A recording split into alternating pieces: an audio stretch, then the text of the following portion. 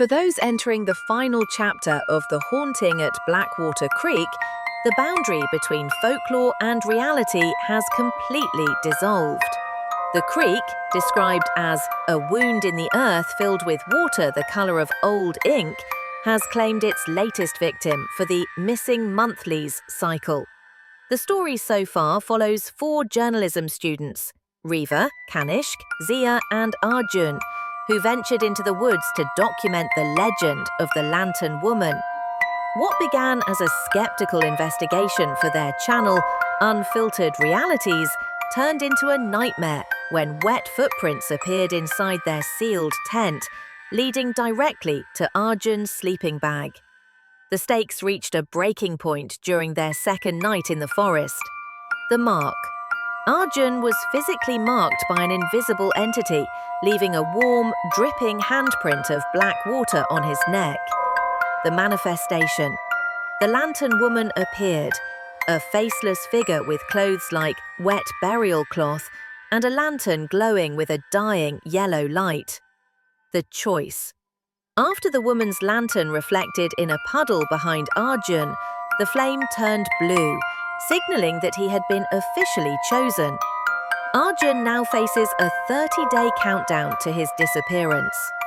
According to the archives and the testimony of the only known survivor, Hari Mohan, the curse is anchored to reflections. The Lantern Woman only knows the searching, and if she manages to see herself through her victim's eyes, whether in water, glass or a phone screen, the victim is lost. As the concluding episode begins, the group is no longer filming a documentary. They are fighting a psychological and supernatural war to keep Arjun from glimpsing his own image, while the wet footsteps of the Lantern Woman continue to circle them in the dark. Survival in Blackwater Creek is like walking a tightrope in total darkness. The moment you look down to see where you are, you've already fallen. Now listen to the concluding part. The 30 days following the Blackwater incident were not lived. They were endured. Arjun, once the ultimate skeptic, became a prisoner of his own survival. The handprint on his neck never dried. It remained a cold black smear of creek mud that seemed to pulse with a slow, subterranean heartbeat. True to Reeva's command, the team never left him alone. They lived in a windowless basement, covering every mirror, polishing every metallic surface until it was matte, and even taping over the lenses of their cameras. But you cannot hide from dead water forever. On the 29th night, the air in the basement grew heavy, like someone had exhaled and forgotten to inhale again. Water began to seep not from the pipes, but from the walls, ink-colored, unmoving, and thick. Ziya, desperate, revisited the 1961 archives. She discovered the name the wind had stolen. The woman was a Lara Vance, whose husband had drowned in a flash flood the surveyors never recorded.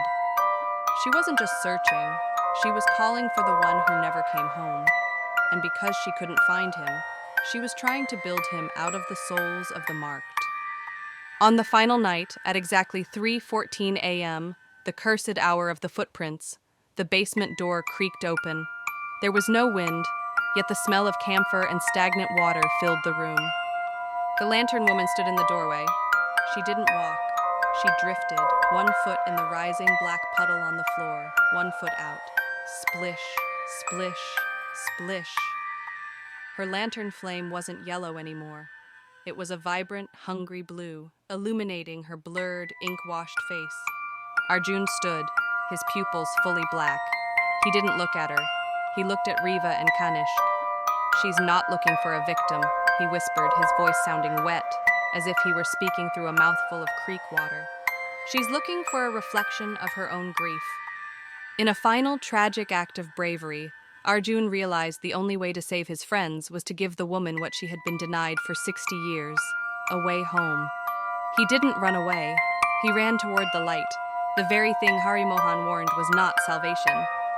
Arjun grabbed the lantern. For a heartbeat, the blue flame flared so bright it blinded the cameras. He didn't look into a mirror.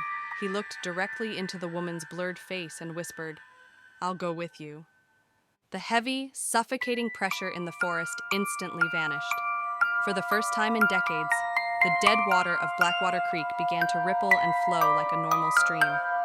The curse of the missing Monthlies was broken. No one else would ever hear those footsteps behind them again. When Reeva and Kanishk reached the creek bank, they found Arjun's camera lying in the mud. The final recorded frame showed Arjun standing knee-deep in the water, his clothes clinging like wet burial cloth. His face was gone, replaced by the same blurred, ink-bleeding void as the woman's. He raised a glowing yellow lantern to the camera, and as the footage cut to static, a warped, feminine voice whispered, "He's home."